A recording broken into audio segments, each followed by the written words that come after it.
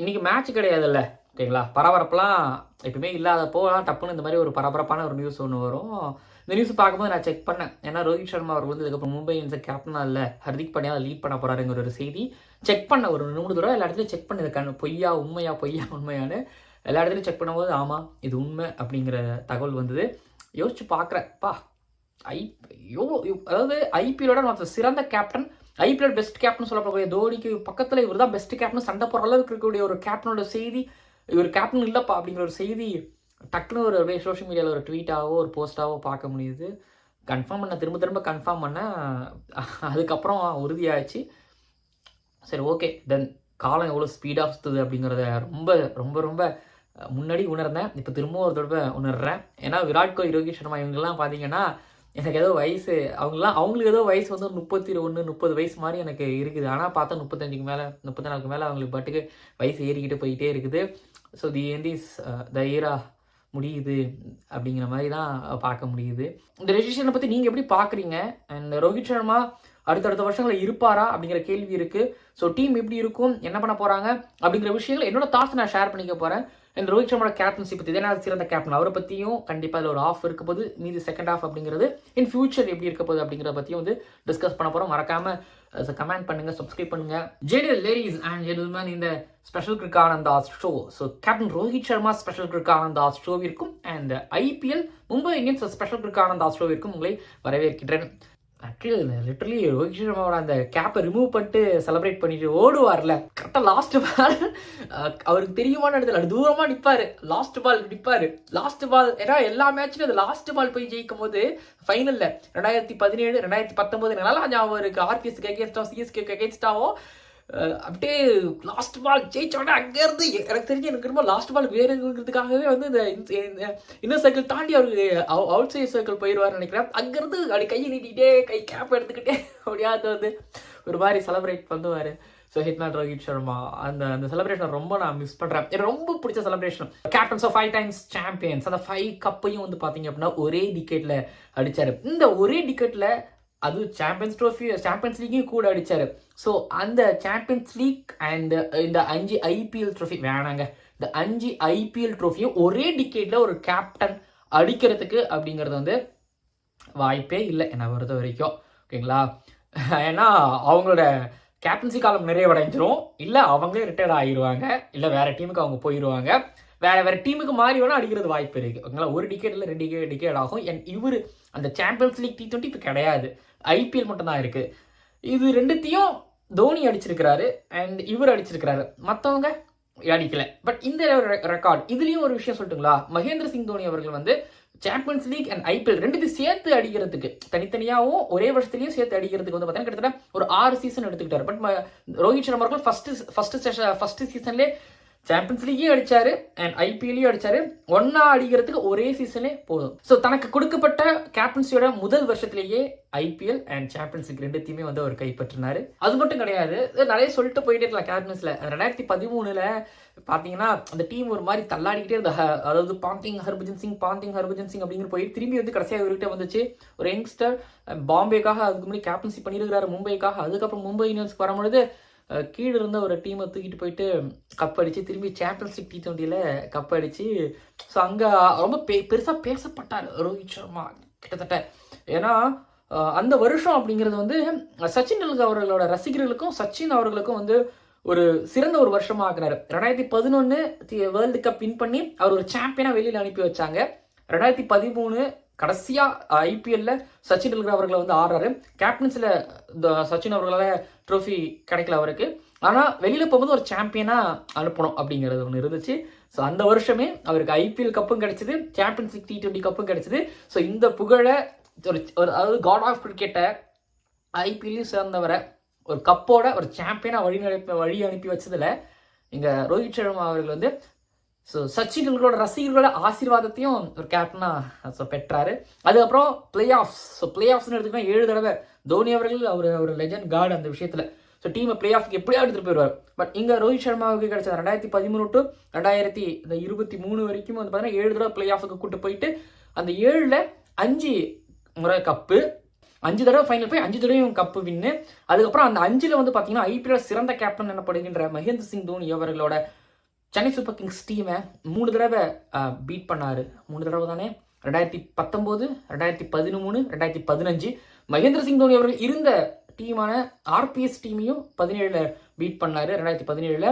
And IPL ஹிஸ்டரியிலேயே மிகச்சிறந்த 2 ஃபைனல்களுக்கு கேப்டனா அவர் தான் இருந்தார். எஸ், 2023 அது ஐபிஎல் ஃபைனல் ட்ராமா, அது வேற ஓகேங்களா. சிஎஸ்கே MS தோனி ஜடேஜாவை கட்டி பிடிச்சி அதை பட் ஆனால் மோஸ்ட் த்ரில்லர் ஒரு ஐபிஎல். ஓகே, தி பெஸ்ட் 2-3 ஐபிஎல்ல இதெல்லாம் கூட. பட் ஆனால் 2019, 2017 வந்து எல்லாரும் மாதிரி நொடி சீட்டில் உட்காந்து அந்த ஃபைனலுக்கு அது காமன் கலெக்டிவாக ரோஹித் சர்மா அந்த டெசிஷன் மேக்கிங் வேற லெவல். அந்த ரெண்டு ஃபைனலுக்கும் அவர் தான் கேப்டனா தலைமையை தாங்கினாரு. 158 போட்டிகள் அதில் வந்து லீட் பண்ணி 87 போட்டிகளில் கேப்டனா வின் பண்ணியிருக்கிறாரு. 55 அப்படிங்கிற ரேஷியோ, பெரிய ரேஷியோங்க. அதாவது எப்படி பார்க்குறேன் ரோஹித் சர்மா கேப்டன்ஸ் எப்படி பார்க்குறேன் அப்படின்னா, சீரியஸ் ஐபிஎல்லின் சிறந்த கேப்டன் மகேந்திர சிங் தோனி அவர்கள். அது இந்த வீடியோலையும் சொல்கிறேன். ஆனால் அவர் இருக்கிற காலகட்டத்திலேயே ஓகேங்களா, அதுக்கப்புறம் இந்தியன் டீமுக்கு சிறந்த கேப்டனாக இருந்த விராட் கோலி இருக்கும்பொழுது அவங்கள ஐபிஎல்ல பீட் பண்ணது, எஸ்பெஷலி ஃபைனலில் மகேந்திர சிங் தோனி அவர்களை பீட் பண்ணது. இப்பயே தான் யோசிக்கிறேன், மகேந்திர சிங் தோனி அவர்கள் இருக்கும் பொழுது இன்னொரு கேப்டன், எக்கச்சக்கமான கேப்டன், அங்கே தோனிங்கிற பேர் இருந்துக்கிட்டே இருக்கும். ஆனால் இங்கே இருக்கிற பேர் மட்டும் மாறிக்கிட்டே இருக்கும். ஆனால் ரோஹித் சர்மா, மகேந்திர சிங் தோனி அப்படிங்கிற அதாவது world cup winning captain, champions trophy winning captain, and IPL எடுத்துக்கிட்டீங்க அப்படின்னா சாம்பியன்ஸ் லீக் எடுத்துக்கிட்டீங்க, எல்லா இடத்துலையும் கப். அப்படி அவரை பீட் பண்ணுறதுங்கிறது அவ்வளோ சாதாரண விஷயம் கிடையாது. இந்தியன் பிச்சஸில் சாதாரண விஷயம் கிடையாது. அண்ட் அங்கே பீட் பண்ணது சென்னை சூப்பர் கிங்ஸ் இவரோட கேப்டன்ஸ் குட் ரெக்கார்ட்ஸ் அப்படிங்கிறத வச்சிருக்கிறது. அதை சொல்லலைங்க. ஒரு யுவராஜ் சிங் எப்படி ஒரு ஒரு ஆஸ்திரேலியாங்கிற ஒரு பெரிய டீம் அடிக்கிறதுக்கு ஒரு பெரிய பிளேயர், அதே மாதிரி ஒரு பெரிய படையோட ஒரு பெரிய கேப்டன் அண்ட் ஒரு பெரிய டீமை பெரிய கேப்டனை பீட் பண்ணதெல்லாம் வந்து வரலாறுங்க. இந்த இடத்துல நான் 2 நிமிஷம் ஏன் இந்த விஷயத்தை பற்றி பேசுகிறேன் அப்படின்னா, தோனி வந்து ஒரு என்ன சொல்கிறது, 2 டிகேடில் ஐபிஎல்லுக்கு கேப்டனாக சிஎஸ்கேவுக்கு ஆர்பிஎஸ்க்குலாம் இருந்தார். பட் அவரை பீட் பண்ணுறதுக்கு அவ்வளோ சாதாரண விஷயம் கிடையாது. ப்ளஸ் அவரை தாண்டி தோனிக்கு பக்கத்தில் பெஸ்ட் கேப்டன் இவரை நீங்கள் யாரும் சொல்லவே முடியாது. காம்படிஷனாக யாரும் வைக்கவே முடியாது. தோனியோட ஹேட்டராகவே யாராக இருந்தாலும் தோனிக்கு பக்கத்தில் பெஸ்ட் கேப்டனா யாரும் வைக்க முடியாது. அது ரோஹித் சர்மாவை தான் காம்படிஷனாக வைப்பாங்க. ஏன்னா அந்த அளவுக்கு வந்து பார்த்தீங்க அப்படின்னா ரோஹித் சர்மா டஃப் கொடுத்தாரு, பீட் பண்ணாரு, ஜெயிச்சாரு, ஹோம் அண்ட் அவேல எல்லா இடத்துலையும் வந்து பார்த்தீங்கன்னா தோனிக்கு காம்படிஷனாகவும் அண்ட் சிஎஸ்கேவுக்கு காம்படிஷனாகவும் இந்த எல் கிளாசிக்கோ அப்படிங்கிற அந்த அந்த நேம் அப்படிங்கிறது இவரோட கேப்டன்ஸில் தான் உருவானது. அந்த எல் கிளாசிக்கோங்கிற நேம் வந்து ஒருவேளை ரோஹித் சர்மாவோட கேப்டன்ஸில் மும்பை இந்தியன்ஸ் இவ்வளோ வெற்றிகளை பெறலை அப்படின்னா அந்த நேமும் வந்திருக்காது. அண்ட் அந்த அளவுக்கு மும்முரமாகவும் போயிருக்காது. பட் நிறைய விஷயங்கள் பண்ணாருங்க. அந்த 5 ட்ரோஃபி ஒரே டிகேடில் ஃபஸ்ட்டு கேப்டன்சி கொடுத்த வருஷத்துலேயே ஐபிஎல், அதுக்கப்புறம் சாம்பியன்ஸ் லீக், T20 அண்ட் சிஎஸ்கேக்கு அகேன்ஸ்ட் ஹெட் டு ஹெட் சிஎஸ்கேவோட ஹோமில். அண்ட் தென் ஃபைனல்ஸ்னு வரும்பொழுது அந்த ஃபைனல்ஸ் போய் எல்லா ஃபைனல்ஸும் அவர் கேப்டன்ஸில் வின் பண்ணது. அண்ட் டீமே கீழே கிடக்கும் பொழுது அண்ட் அவர் கொண்டு வந்தது, மேலே தூக்கிட்டு வந்தது. அண்ட் அதை தாண்டி வந்து பார்த்தீங்க அப்படின்னா தோனிக்கு பக்கத்தில் அப்படியே ஒரு காம்படிஷனாக இருந்தது. எல்லாமே ஹிட்மேன் ரோஹித் சர்மா, கேப்டன் ரோஹித் சர்மாவோட ஒரு என்ன சொல்கிறது, அவரு வேற மாதிரிங்க. என்னை பொறுத்தவரைக்கும் ஹிட்மேன் ரோஹித் சர்மா கேப்டன்சி ரொம்ப மிஸ் பண்ணுவேன் அவரோட கேப்டன்சியை. ஏன்னா நான் நிறைய தடவை சொல்லுவேன், தோனியோட கேப்டன்சி பக்கத்தில் தோனியோட கேப்டன்சி அப்படியே ரோஹித் சர்மாவோட கேப்டன்சி பார்க்குற மாதிரி இருக்கு, அப்படியே ரிசம்பிள் பண்ணுறாரு அப்படிங்கிறதெல்லாம் பார்ப்பேன். பட் இதெல்லாமே நிறைவு அடைகிறது. ஓகேங்களா, டன். ஓகேங்களா, இது ரோஹித் சர்மாவோட கேப்டன்சி வரலாறு பொறுத்த வரைக்குமே வந்து அவரோட காலகட்டத்தில் தான் நிறைய யங்ஸ்டர்ஸ் டீமுக்குள்ளே வந்து அண்ட் இந்தியாவுக்கு ப்ரொடியூஸ் ஆனாங்க. ஜஸ்பிரித் பும்ரா, யுஸ்வேந்திர சகல் அண்ட் ஹர்திக் பாண்டியா, குர்னுல் பாண்டியா, எக்கச்சக்கமான பேர் வந்தாங்க. பட் இப்போ வந்து பார்த்தீங்க அப்படின்னா இப்போ பாஸ்ட்லேருந்து இப்போ ப்ரெசென்ட்டுக்கு வரோம். ஓகே, இந்த முடிவு எப்போ எடுக்கப்பட்டது அப்படிங்கிறது ஒரு கேள்வியாக இருக்குது. ஏன்னா இந்த ஒரு முடிவு இப்போது ரோஹித் சர்மா T20க்கு இந்தியன் T20 இருப்பாரா இல்லையா அப்படிங்கிற ஒரு கேள்வி இருந்துகிட்டு இருக்கு. கேப்டனா இருப்பாரா இல்லையாங்கிற கேள்வியை தாண்டி இதுக்கப்புறம் T20ல இருப்பாரா, T20 வேர்ல்டு கப்புக்கு ஆடுவாரா அப்படிங்கிற ஒரு கேள்வி இருந்துகிட்டு இருக்கு.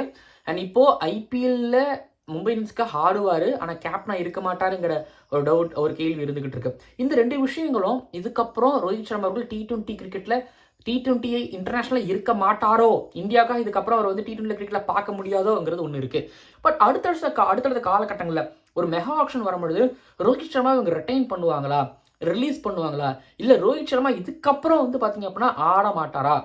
பட் நான் என்ன நினைக்கிறேன் அப்படின்னா இந்த அளவுக்கு யோசிக்க வேணாம். அதாவது வெஸ்ட் இண்டீஸ் பிளேயர் ஒருத்தவர், அவர் வந்து இந்த டீமுக்காக நிறைய சர்வீஸ் பண்ணியிருக்கிறாரு. அந்த சர்வெண்ட்டை வந்து தன்னோட பிளேயர் அண்ட் சர்வெண்ட் அண்ட் ஒரு விஸ்வாசி, ஸோ அவரை டீமாக வச்சிருந்து கோச்சாக வச்சிருந்து அனுப்புறாங்க. அதே மாதிரி ரோஹித் சர்மா அவ்வளோ சீக்கிரத்தில் விடமாட்டார்.